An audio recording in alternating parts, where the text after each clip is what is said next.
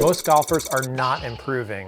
Why? Because they're stuck in what I call the messy middle. They have high aspirations, watch a ton of YouTube videos, but can't master the smaller, consistent habits that really move the needle. I was that golfer for years. I was constantly frustrated and felt like I was switching lanes in a traffic jam and getting nowhere. In this video, I'm gonna share 7 habits that I know every golfer needs to be more successful. And it just doesn't have to be about score. It's about your overall enjoyment and satisfaction of this game. Hi, my name is Jon Sherman. I'm the author of the book, The 4 Foundations of Golf, co-host of the Sweet Spot podcast, PGA Tour coach, but most importantly, I'm a golfer just like you. Your attention span means a lot to me, and my goal is to always deliver you valuable information that is actionable. Let's get into our 7 habits. Habit number 1, manage your expectations. So many golfers have no clue how this game actually works, and it's constantly holding them back. It is normal to have 20, 30, or even 40 shot swings between your rounds. Missing a green from 150 yards and leaving yourself a straightforward chip shot is actually a good shot for most skill levels. It's also very common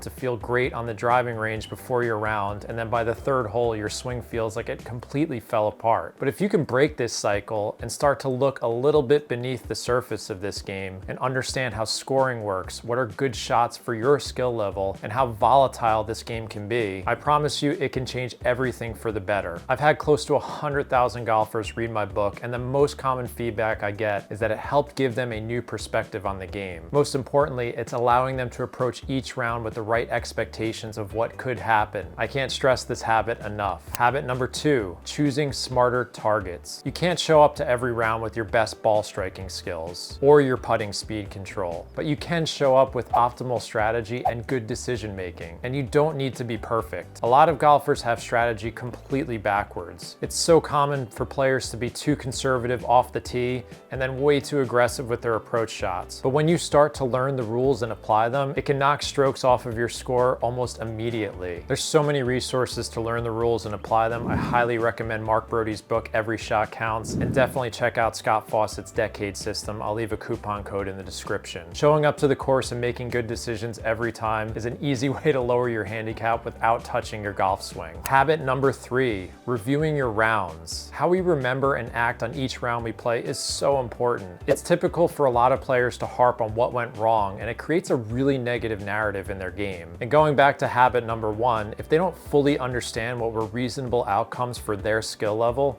they might actually have the wrong idea about their game. I unfortunately played this way for a long time. A great habit to form is spending 5 to 15 minutes after every round and asking yourself a list of good questions. Did I have fun? How is my overall attitude? Did I notice any ball striking patterns? Maybe I was missing my driver to the right most of the time, or I just had poor speed control with my putter that day. How is my decision making? Did I make any big strategic errors? Why? And most importantly, what were my best moments, and try and relive those. Some people like to journal and write this down, but I actually do this in my head on the drive home. Either way, the clues to better golf are hiding in your rounds. Don't let the information disappear when the round is over. It's a crucial habit to form after every single round you play. Habit number 4, practicing with intent. If you follow me on social media or listen to my podcast, you always hear me saying this phrase. So many golfers fall victim to what I call zombie range sessions. They just show up, hit a bunch of balls without a plan, and don't pay attention to the proper feedback. And then they wonder why they don't get better. So what does intent look like? The most basic form is having a target on every shot, evaluating feedback after every shot. Where did I strike it on the face? How did my ball fly through the air, the curvature, the start line? How did I impact the ground? Another example is going through your routine. You can challenge yourself with games or skill-based drills. You can work on technical drills that your swing instructor gave you. Don't just think that if you show up and hit balls until your hands are bleeding, you're automatically gonna get better. For a lot of golfers, it actually can make them worse. I'd rather practice for 20 minutes when I'm fully engaged in challenging myself and trying to accomplish a task than just going through the motions for 60 minutes. Habit number 5, having some type of routine. Golf is unique because you're the one initiating the action instead of reacting to someone else like in other sports. So you have to find a way to get in this reactive state before you hit each shot to play your best. You just want to see the target and hit, but so many players get frozen over the ball. Routines don't need to be long, but here are a few basic elements that are helpful. First, you have to have an analysis phase. This is where you're taking some time to consider the elevation change, wind, and of course how you're going to select select your target and club. Hint, this goes much faster if you learn course management rules and make as many decisions as possible before you even step on the golf course. The next phase is going through some type of physical rehearsal. Are you taking 1 or 2 practice swings before each shot? Either way, you want to have a familiar process that you can go through each time. It's kind of like pressing a button and going on autopilot. For me, I have a unique way that I align to my target and point my club to it. And last is the execution phase. Can you cross that little imaginary line and get over the ball and just pull the trigger? I just want to stress again that routines do not need to be long. There's actually ample evidence at this point that shorter is better, but the 60 to 120 second routines that you're seeing on TV are not realistic for everyday players. Habit number 6.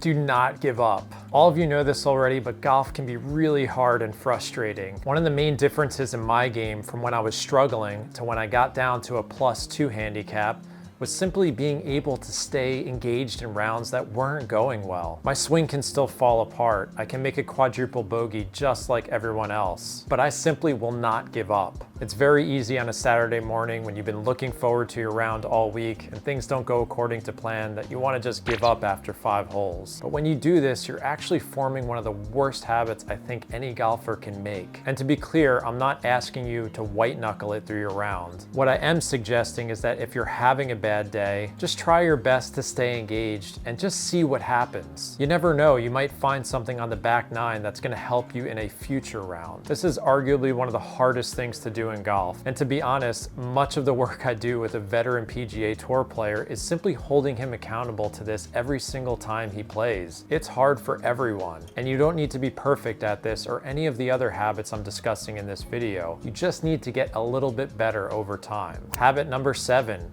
Fun and gratitude. I have this tweet that I send out every Saturday morning during the golf season that always goes viral. To everyone teeing it up this weekend, have fun, be grateful you get to play, take several moments to soak in the experience, and remember, it's just golf. I desperately want to help all of you shoot lower scores, but I'm not sure you can do it without having fun and being grateful that you have the opportunity to play this amazing game. Perhaps this is the most important habit of all of them. As always, thanks for watching. These are all concepts from my book, The 4 Foundations of Golf. You can support me and your golf game by making a small investment of it. The link's below in the description.